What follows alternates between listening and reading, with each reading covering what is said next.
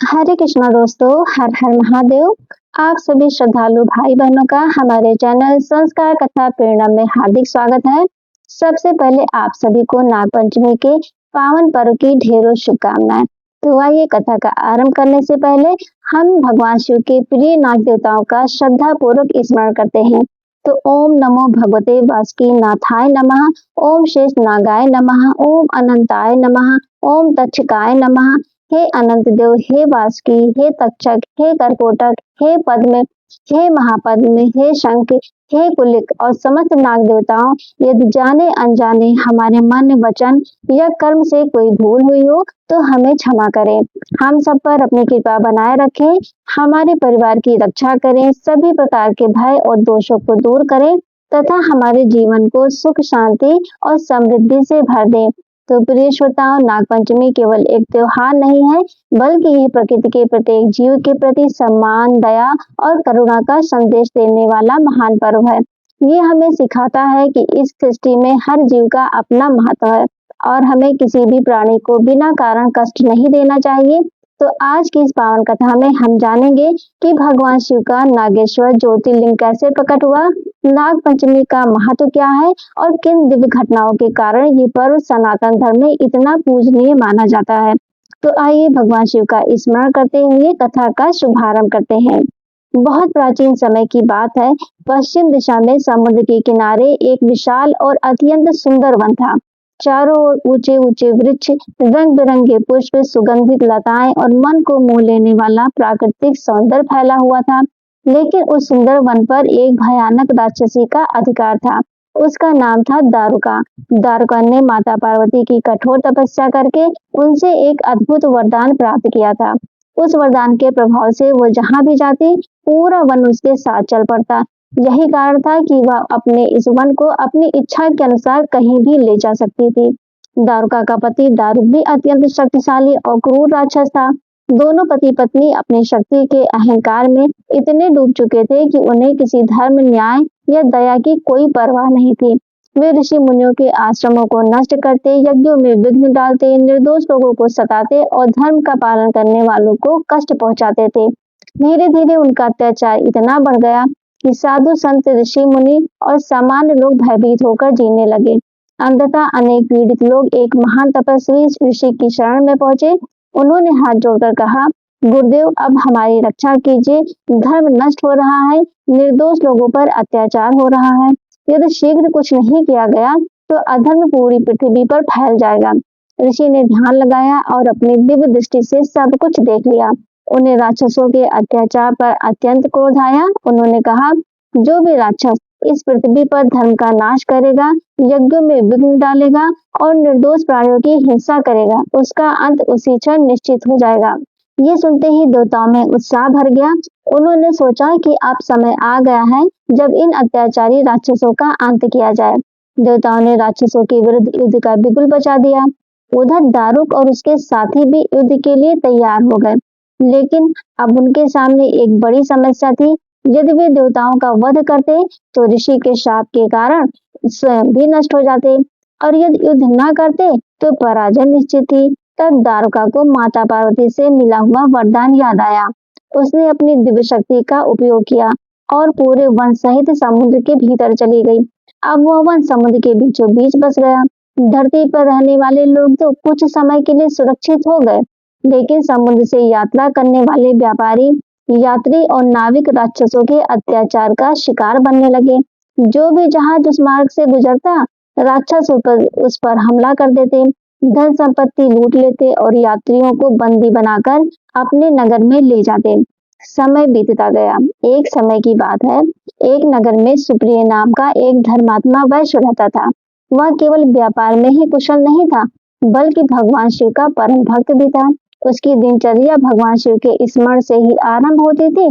प्रातः स्नान करके वह शिवलिंग का जलाभिषेक करता, ओम नमः शिवाय का जप करता और उसके बाद ही किसी अन्य कार्य में हाथ लगाता। उसका विश्वास था कि जिस जीवन में भगवान शिव का स्मरण है, वहां कोई भी संकट अधिक समय तक नहीं टिक सकता। एक दिन व्यापार के सिलसिले में सुप्रिय अपने साथियों के साथ एक बड़ी नाव से समुद्र यात्रा पर निकला। समुद्र बिल्कुल शांत था, लहरें धीरे धीरे बह रही थी और सभी यात्री प्रसन्न थे। लेकिन अचानक समुद्र का वातावरण बदलने लगा। चारों ओर घना अंधकार छा गया, तेज हवाएं चलने लगी। इसी बीच दारू के राक्षसों ने उस नाव को चारों ओर से घेर लिया। कुछ ही क्षणों में उन्होंने नाव पर अधिकार कर लिया और सभी यात्रियों को बंदी बनाकर अपने नगर ले गए। वहां उन्हें एक विशाल कारागार में कैद कर दिया गया। कैदियों के मन में भय था, निराशा थी और अपने परिवार से बिछुड़ने का दुख भी था। लेकिन इन सब के बीच सुप्रिया का मन बिल्कुल शांत था। उसे पूरा विश्वास था कि जो सच्चे मन से भगवान शिव को पुकारता है, उसकी पुकार कभी व्यर्थ नहीं जाती। कारागार में भी उसने भगवान शिव का नाम लेना नहीं छोड़ा। वह प्रतिदिन अपने साथियों से कहता, डरिए मत, संकट कितना भी बड़ा क्यों ना हो, भगवान शिव अपने भक्तों का साथ कभी नहीं छोड़ते। तो आइए हम सब मिलकर उनका स्मरण करते हैं। धीरे धीरे सभी बंदी भी उसके साथ बैठकर ओम नमः शिवाय का जप करने लगे। कुछ ही दिनों में पूरा कारागार शिव भक्ति से गूंजने लगा। जहाँ पहले निराशा थी, वहां अब भक्ति का प्रकाश फैल चुका था। जब ये समाचार राक्षसों तक पहुंचा तो वे अत्यंत क्रोधित हो उठे। उन्होंने सोचा कि यदि ये भक्ति ऐसे ही बढ़ती रही तो कैदियों के मन से हमारा भय समाप्त हो जाएगा। राक्षसों ने तुरंत दारू को इसकी सूचना दी। दारू क्रोध से भरकर कारागार में पहुंचा। उसने देखा कि सभी बंदी भगवान शिव का नाम जप रहे हैं और सबसे आगे सुप्रिय ध्यान मग्न बैठा है। दारू गरज कर बोला, अरे वैश्य, तू यहाँ भी अपने देवता का नाम लेने का साहस करता है? क्या तुझे अपने प्राणों का भय नहीं? लेकिन सुप्रिय ने अपनी आंखें नहीं खोली। उसका मन पूरी तरह भगवान शिव के चरणों में लगा हुआ था। ये देखकर दारू का क्रोध और भी बढ़ गया। उसने अपने सैनिकों को आदेश दिया, इसे तुरंत मृत्युदंड दे दिया जाए। राक्षस जैसे ही सुप्रिय की ओर बढ़े, उसी क्षण सुप्रिय ने दोनों हाथ जोड़कर करुण स्वर में प्रार्थना की कि हे भोलेनाथ, आप ही मेरे रक्षक हैं। मेरे पास आपके अतिरिक्त कोई नहीं है। यदि मेरी भक्ति सच्ची है तो आज अपने भक्त की लाज रख लीजिए। तो प्रिय श्रोताओं, कहा जाता है कि भगवान अपने भक्त की सच्ची पुकार कभी अनसुनी नहीं करते। जैसे ही सुप्रिय की प्रार्थना पूर्ण हुई, उसी समय धरती तेजी से कांपने लगी। चारों ओर एक दिव्य प्रकाश फैल गया। कारागार की दीवारें मानो स्वयं हटने लगी। सभी बंदी आश्चर्य से उस अद्भुत दृश्य को देखने लगे। उसी स्थान पर एक दिव्य मंदिर प्रकट हुआ। मंदिर के मध्य में तेजस्वी ज्योति से प्रकाशित एक दिव्य शिवलिंग विराजमान था और उसी दिव्य ज्योति से भगवान शिव स्वयं अपने परिवार सहित प्रकट हुए। उनके दर्शन होते ही पूरा वातावरण हर हर महादेव के जय घोष से गूंज उठा। सुप्रिय की आंखों से आनंद के आंसू बहने लगे। वह भगवान शिव के चरणों में गिर पड़ा। भगवान शिव ने प्रेम पूर्वक कहा, वत्स, तुम्हारी अटल भक्ति से मैं अत्यंत प्रसन्न हूँ। मेरे भक्त पर आने वाले संकट को मैं कभी सहन नहीं कर सकता। अब भय मत करो, आज अधर्म का अंत निश्चित है। इतना कहकर भगवान शिव ने अपना दिव्य अस्त्र धारण किया और राक्षसों का संहार आरंभ कर दिया। कुछ ही क्षणों में अत्याचारी राक्षस पराजित हो गए। सभी बंदी मुक्त हो गए और आनंद से भगवान शिव की स्तुति करने लगे। जब दारुक और उसके राक्षसों की शक्ति समाप्त होने लगी, तब राक्षसी दारुका के हृदय में पहली बार अपने कर्मों का पश्चाताप जागा। उसे समझ में आने लगा कि अधर्म और अहंकार का अंत हमेशा विनाशी होता है।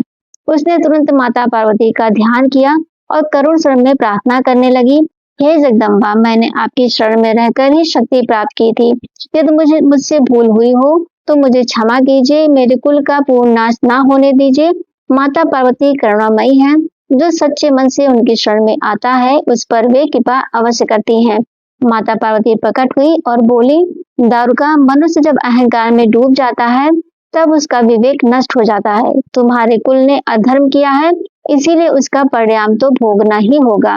लेकिन तुम्हारी प्रार्थना को मैं व्यर्थ नहीं जाने दूंगी। उसी समय भगवान शिव भी वहां विराजमान थे।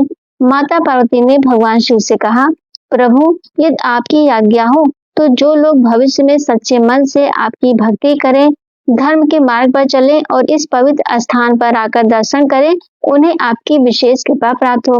भगवान शिव मुस्कुराए और बोले, देवी, ऐसा ही होगा। मैं इस स्थान पर सदैव ज्योतिर्लिंग स्वरूप में विराजमान रहूंगा।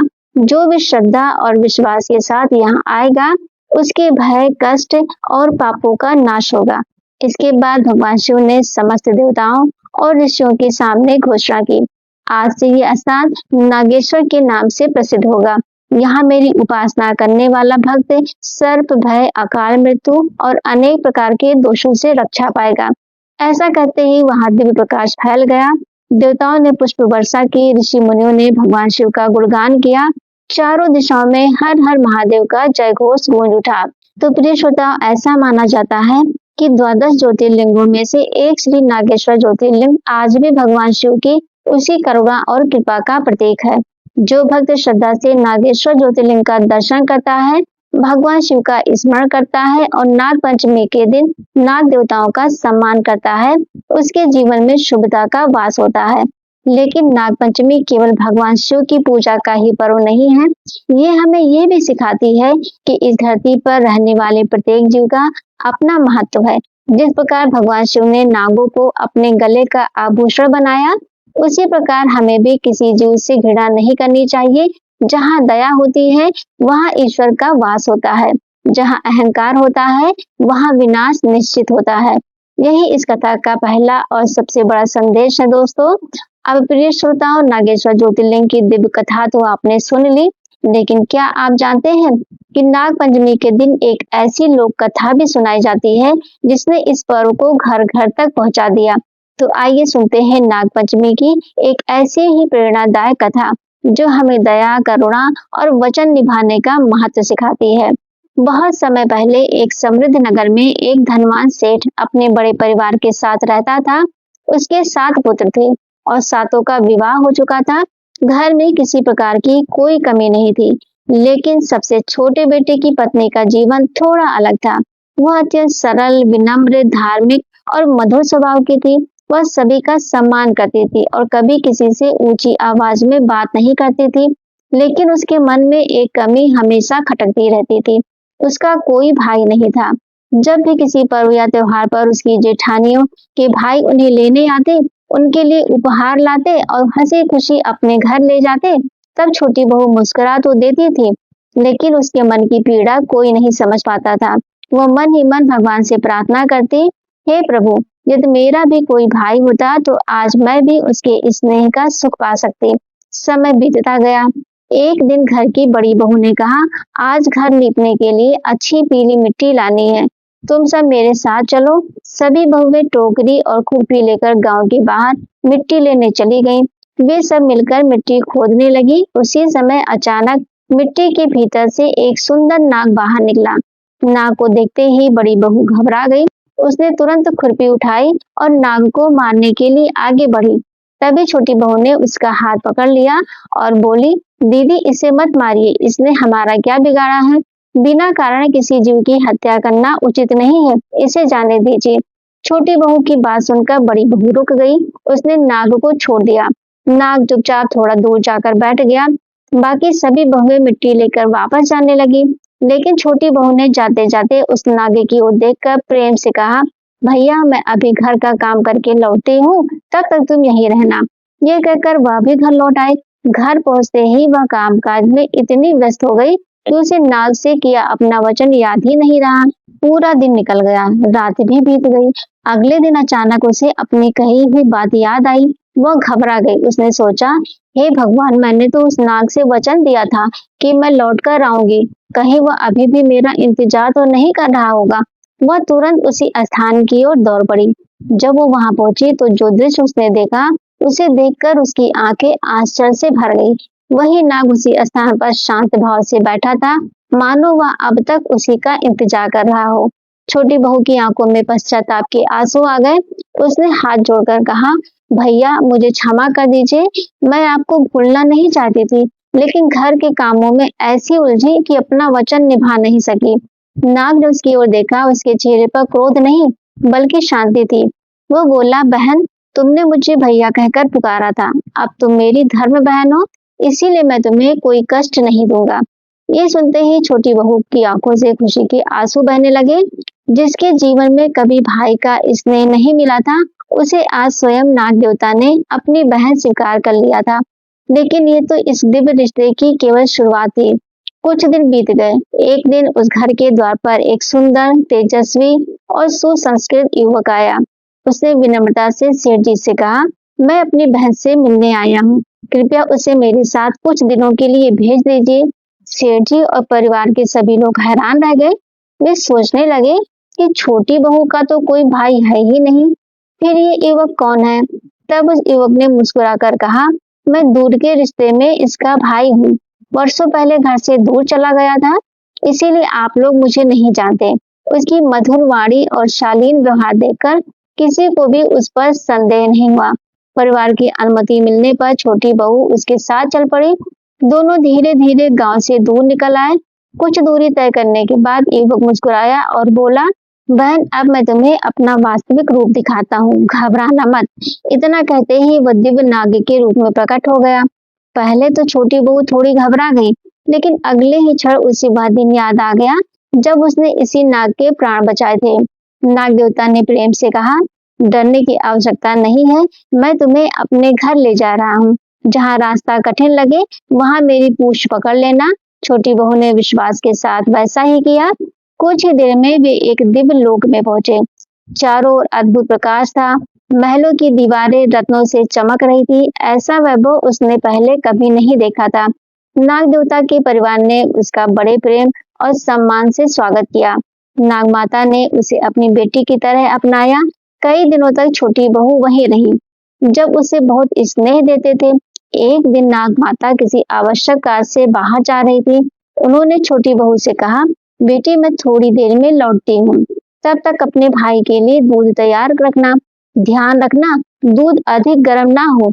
छोटी बहू ने आदर पूर्वक उनकी बात मान ली, लेकिन घर के कामों में व्यस्त होने के कारण वह दूध अच्छी तरह ठंडा करना भूल गई। जब नाग देवता आए तो उसने वही गर्म दूध उन्हें दे दिया। जैसे ही नाग देवता ने दूध पिया, उनका मुख जल गया। उन्हें पीड़ा हुई, लेकिन उन्होंने अपनी बहन से कुछ नहीं कहा। जब नाग माता ने यह देखा तो वे क्षण भर के लिए क्रोधित हो उठी। उन्हें लगा कि छोटी बहू ने लापरवाही की है, लेकिन नाग देवता तुरंत बोले, माता बहन ने जानबूझकर ऐसा नहीं किया, यह केवल भूल थी। इसके मन में कोई बुरा भाव नहीं है, कृपया इसे क्षमा कर दीजिए। भाई के मुख से ये बात सुनकर नाग माता का क्रोध शांत हो गया। उन्होंने छोटी बहू को क्षमा कर दिया और उसे आशीर्वाद दिया। कुछ समय बाद नाग देवता ने कहा, अब बहन को उसके घर पहुंचा देना चाहिए। उसके परिवार वाले भी उसकी प्रतीक्षा कर रहे होंगे। विदा का समय आया। नाग माता पिता ने अपनी धर्मपुत्री को प्रेम पूर्वक आशीर्वाद दिया। उन्होंने उसे सुंदर वस्त्र, स्वर्ण आभूषण, रत्न, धन और अनेक बहुमूल्य उपहार देकर विदा किया। जब छोटी बहू अपने घर लौटी तो उसके पास आए बहुमूल्य आभूषणों और धन संपत्ति को देखकर पूरा परिवार आश्चर्यचकित रह गया। सब लोग उससे पूछने लगे, बेटी ये सब तुम्हें कहाँ से मिला। छोटी बहू मुस्कुराकर केवल इतना कहती, ये मेरे धर्म भाई का स्नेह है। उसने कभी अपने भाई का अभिमान नहीं किया और न ही किसी के सामने अपने भाग्य का प्रदर्शन किया। लेकिन जहाँ प्रेम होता है वहाँ कभी कभी ईर्ष्या भी जन्म ले लेती है। तो घर की बड़ी बहू ये सब देखकर मन ही मन जलने लगी। उसने व्यंग करते हुए कहा, अगर तुम्हारा भाई इतना धनवान है तो उसे और भी बहुमूल्य उपहार देने चाहिए थे। छोटी बहू ने उसकी बात का कोई उत्तर नहीं दिया, लेकिन उसी समय नाग देवता अपनी बहन का हाल जानने के लिए अदृश्य रूप से वहां उपस्थित थे। उन्होंने अपनी बहन का अपमान सहन नहीं किया। कुछ समय बाद छोटी बहू को अपने कक्ष में एक सुंदर स्वर्ण निर्मित झाड़ू और कई अन्य बहुमूल्य वस्तुएं दिखाई दी। वह समझ गई कि ये उसके धर्म भाई का स्नेह है। उसने हाथ जोड़कर मन ही मन नाग देवता को प्रणाम किया। कुछ दिनों बाद नाग देवता ने अपनी बहन को एक अत्यंत सुंदर हार भी भेंट किया। उस हार में जड़े हुए रत्न ऐसे चमकते थे मानो उनमें स्वयं चंद्रमा का प्रकाश समा गया हो। जब छोटी बहू वह हार पहनती तो उसका तेज और भी बढ़ जाता। धीरे धीरे उस अद्भुत हार की चर्चा पूरे नगर में फैल गई। एक दिन ये बात राजमहल तक भी पहुंच गई। महारानी ने जब उस हार का वर्णन सुना तो उसके मन में उसे देखने की इच्छा जाग उठी। उन्होंने राजा से कहा, ऐसा अद्भुत हार यदि राज्य में है तो मैं उसे अवश्य देखना चाहती हूँ। राजा ने अपने मंत्री को आदेश दिया कि वह सेठ के घर जाकर विनम्रता से वह हार कुछ समय के लिए ले आए। मंत्री सेठ के घर पहुंचा और राजा का संदेश सुनाया। राजाज्ञा का सम्मान करना आवश्यक था, इसीलिए सेठ जी ने छोटी बहू से हार मंगवाकर मंत्री को दे दी। हार राजमहल पहुंचा। महारानी ने बड़े उत्साह से उसे अपने गले में पहन लिया, लेकिन जैसे ही हार उनके गले में पड़ा एक अद्भुत घटना घटी। वह सुंदर हार पल भर में जीवित सर्प के रूप में दिखाई देने लगा। महारानी घबरा उठी उन्होंने तुरंत हार उतार दिया और भयभीत होकर राजा को सारी बात बताई। राजा स्वयं भी ये देखकर आश्चर्य में पड़ गए। उन्होंने तुरंत छोटी बहू को राजमहल बुलाने का आदेश दिया। जब छोटी बहू राजमहल पहुंची तो उसने भगवान शिव और अपने धर्म भाई का स्मरण किया। उसने शांत भाव से वह हार अपने हाथों में लिया और श्रद्धा से अपने गले में धारण कर लिया। जैसे ही हार उसके गले में पहुंचा, वो हार फिर से पहले जैसा दिव्य रत्न हार बन गया। ये चमत्कार देखकर पूरा राज दरबार स्तब्ध रह गया। राजा ने आश्चर्य से पूछा, बेटी ये रहस्य क्या है? छोटी बहू ने विनम्रता से उत्तर दिया, महाराज ये मेरे धर्म भाई का स्नेह और भगवान की कृपा है, इसमें मेरा कोई चमत्कार नहीं है। राजा उसकी सरलता, सत्यनिष्ठा और विनम्रता से बहुत प्रसन्न हुए। उन्होंने सम्मान पूर्वक हार उसे लौटा दिया और अनेक बहुमूल्य उपहार देकर विदा किया। राजमहल से सम्मान और उपहार लेकर जब छोटी बहू अपने घर लौटी तो पूरे नगर में उसकी चर्चा होने लगी। लोग उसकी प्रशंसा करते नहीं थकते थे, लेकिन हर व्यक्ति के मन में एक जैसे भाव नहीं होते। जहाँ कुछ लोग उसकी सादगी और भाग्य की सराहना कर रहे थे, वहीं कुछ लोग मन ही मन ईर्ष्या भी करने लगे। एक दिन बड़ी बहू ने छोटी बहू के पति के मन में संदेह का बीज बो दिया। वो बोली, तुमने कभी सोचा है कि तुम्हारी पत्नी के पास इतना धन और इतने बहुमूल्य आभूषण आखिर आए कहाँ से? कोई साधारण बात नहीं है, तुम्हें सच्चाई जाननी चाहिए। बार बार ऐसी बातें सुनकर छोटी बहू का पति भी सोच में पड़ गया। एक दिन उसने अपनी पत्नी से शांत स्वर में पूछा, मुझे सच सच बताओ, ये सब तुम्हें किसने दिया? पति के मुख से ये प्रश्न सुनकर छोटी बहू का हृदय दुख से भर गया। जिस घर के लिए उसने अपना सब कुछ समर्पित कर दिया, आज उसी घर में उसके चरित्र पर संदेह किया जा रहा है। उसकी आंखों से आंसू बहने लगे। उसने मन ही मन अपने धर्म भाई नाग देवता का स्मरण किया। उसने प्रार्थना की, हे नागदेव, यदि मैंने जीवन भर किसी का बुरा नहीं किया, यदि मैंने सदैव सत्य और धर्म का साथ दिया है, तो आज मेरी लाज की रक्षा कीजिए। कहते ही कि सच्चे मन से की गई पुकार कभी व्यर्थ नहीं जाती। उसी क्षण घर के आंगन में एक दिव्य तेज प्रकट हुआ। सबकी आंखें उस ओर उठ गई। उन्होंने देखा कि एक तेजस्वी नाग वहां विराजमान है। पूरा परिवार भय और आश्चर्य से भर गया, लेकिन नाग देवता का स्वर अत्यंत शांत और मधुर था। उन्होंने छोटी बहू के पति से कहा, ये स्त्री केवल तुम्हारी पत्नी ही नहीं, मेरी धर्म बहन भी है। इसके मन में छल, कपट या पाप का कोई स्थान नहीं है। जो कुछ इसके पास है वह मैंने अपने स्नेह से इसे दिया है, इसीलिए इसके चरित्र पर कभी संदेह मत करना। नाग देवता की वाणी सुनकर छोटी बहू का पति लज्जित हो गया। वह अपनी पत्नी के चरणों में झुक गया और बोला, मुझे क्षमा कर दो, मैंने दूसरों की बातों में आकर तुम पर संदेह किया। अब जीवन में कभी ऐसा नहीं करूंगा। छोटी बहू ने बिना किसी शिकायत के अपने पति को क्षमा कर दिया। यही एक सच्चे गृहस्थ जीवन की पहचान है, जहाँ क्षमा हो, विश्वास हो और प्रेम हो। इसके बाद पूरे परिवार ने नाग देवता का विधि विधान से पूजन किया।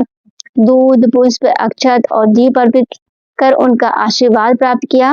नाग देवता प्रसन्न हुए और बोले, जो भी मनुष्य नाग पंचमी के दिन श्रद्धा और विश्वास से हमारी पूजा करेगा, सभी जीवों के प्रति दया का भाव रखेगा और धर्म के मार्ग पर चलेगा, उसके परिवार की हम सदैव रक्षा करेंगे। इतना कहकर नाग देवता अंतर्ध्यान हो गए। प्रिय श्रोताओं, तभी से ये परंपरा चली आ रही है कि नाग पंचमी के दिन नाग देवता का पूजन श्रद्धा और सम्मान के साथ किया जाता है। ये कथा हमें सिखाती है कि दया कभी व्यर्थ नहीं जाती। वचन का सम्मान करने वाला व्यक्ति ईश्वर को प्रिय होता है। बिना प्रमाण किसी के चरित्र पर संदेह नहीं करना चाहिए और सबसे बढ़कर हर जीव में ईश्वर का अंश मानकर उसका सम्मान करना चाहिए। लेकिन नागपंचमी का महत्व केवल एक लोक कथा तक ही सीमित नहीं है। महाभारत में भी एक अत्यंत महत्वपूर्ण प्रसंग मिलता है। तो आइए सुनते हैं महाभारत का वह दिव्य प्रसंग जिसने नागपंचमी के महत्व को और भी अधिक बढ़ा दिया। महाभारत युद्ध समाप्त होने के बाद राजा परीक्षित हस्तिनापुर के सिंहासन पर विराजमान हुए। वे धर्मप्रिय राजा थे, लेकिन एक दिन उनसे अनजाने में एक बड़ी भूल हो गई। शिकार के दौरान अत्यधिक प्यासे और थके हुए एक आश्रम में पहुंचे। वहां महर्षि शमी गहन ध्यान में लीन थे। उन्होंने राजा की ओर ध्यान नहीं दिया। इसे अपना अपमान समझकर राजा परीक्षित ने क्रोध में आकर एक मरे हुए सर्प को ऋषि के गले में डाल दिया। जब ऋषि के पुत्र श्रृंगी को ये बात पता चली तो उन्होंने क्रोध में राजा परीक्षित को श्राप दिया कि 7वें दिन तक्षक नाग के दंश से उनकी मृत्यु होगी। समय आने पर तक्षक नाग ने राजा परीक्षित को डस लिया और उनका देहांत हो गया। राजा के पुत्र जन्मेजय अपने पिता की मृत्यु से अत्यंत दुखी और क्रोधित हो गए। उन्होंने प्रतिज्ञा की कि तक्षक की नहीं, पूरी नाग प्रजाति का विनाश कर देंगे। उन्होंने विशाल सर्प सत्र यज्ञ का आयोजन किया। यज्ञ में विद्वान ऋषि मंत्रोच्चार करते और उन मंत्रों के प्रभाव से एक एक करके नाग आकाश से खींचकर यज्ञ की अग्नि में गिरने लगे। चारों ओर हाहाकार मच गया। नागलोक में भय फैल गया। नागराज वासुकी समझ गए कि यदि यह यज्ञ नहीं रुका तो संपूर्ण नागवंश समाप्त हो जाएगा। उन्हें ब्रह्मा जी की वह भविष्यवाणी याद आई कि एक महान तपस्वी बाल ब्राह्मण आस्तिक ही इस विनाश को रोकेंगे। वासुकी ने अपनी बहन जरत्कारु से प्रार्थना की कि वे अपने पुत्र आस्तिक को यज्ञ रोकने के लिए भेजें। आस्तिक मुनि अत्यंत तेजस्वी, विनम्र और विद्वान थे। वे हस्तिनापुर पहुंचे। यज्ञशाला के द्वार पर पहुंचकर उन्होंने मधुर वाणी में राजा, ऋषियों और यज्ञ की प्रशंसा की। उनकी वाणी सुनकर राजा जन्मेजय प्रसन्न हो गए और बोले, हे ब्राह्मण कुमार, मैं तुमसे प्रसन्न हूँ। जो चाहो वर मांगो। यही ये क्षण था जिसका आस्तिक मुनि को इंतजार था। उन्होंने हाथ जोड़कर कहा, राजन, यदि आप सचमुच मुझसे प्रसन्न हैं तो कृपा करके इस सर्प यज्ञ को यहीं समाप्त कर दीजिए। अब किसी भी नाग का विनाश ना हो। राजा जन्मेजय एक क्षण के लिए मौन हो गए। वे अपने पिता का बदला लेना चाहते थे, लेकिन उन्होंने वचन दिया था कि जो भी वर मांगा जाएगा वह देंगे। सभा में उपस्थित सभी ऋषियों ने भी कहा, राजन, सत्य और वचन पालन ही राजा का सबसे बड़ा धर्म है। राजा ने अपने क्रोध पर नियंत्रण किया। उन्होंने यज्ञ को वहीं रोकने का आदेश दे दिया। जैसे ही यज्ञ रुका, आकाश में मंगल ध्वनियां गूंज उठी। देवताओं ने प्रसन्न होकर पुष्प वर्षा की। नागराज वासुकी और समस्त नागों ने आस्तिक मुनि को आशीर्वाद दिया और कहा, आज से जो भी श्रद्धा और विश्वास के साथ तुम्हारा स्मरण करेगा, नाग पंचमी के दिन हमारी पूजा करेगा और सभी जीवों के प्रति दया का भाव रखेगा, उसे सर्पों का भय नहीं होगा। हम उसकी रक्षा करेंगे। तभी से श्रावण शुक्ल पंचमी का दिन नाग पंचमी के रूप में मनाया जाने लगा। तो प्रिय श्रोताओं, इस कथा का संदेश केवल नाग पूजा ही नहीं है, ये हमें सिखाती है कि क्रोध का अंत विनाश है, क्षमा का अंत कल्याण है। प्रतिशोध से कभी शांति नहीं मिलती, लेकिन करुणा और धर्म से पूरे समाज का कल्याण होता है। इसीलिए नागपंचमी हमें प्रकृति के प्रत्येक जीव का सम्मान करना, अहिंसा का पालन करना और भगवान शिव के बताए मार्ग पर चलना सिखाती है। तो प्रिय भक्तों, आज हमने नागेश्वर ज्योतिर्लिंग की दिव्य महिमा, छोटी बहू और नाग देवता की प्रेरणादायक कथा तथा महाभारत के अमर प्रसंग, आस्तिक मुनि और नाग यज्ञ की कथा का पावन श्रवण किया। यदि इन कथाओं से आपको कोई प्रेरणा मिली हो तो आज के दिन एक संकल्प अवश्य लीजिए, कभी भी किसी भी जीव को बिना कारण कष्ट नहीं देंगे, प्रकृति का सम्मान करेंगे और अपने जीवन में दया, क्षमा, सत्य तथा धर्म का पालन करेंगे। तो आइए अंत में हम सभी मिलकर भगवान शिव और नाग देवताओं का स्मरण करते हैं। ओम नमः शिवाय, ओम अनंताय नमः, ओम वासुके नमः, ओम तक्षकाय नमः, ओम नागदेवताभ्यो नमः।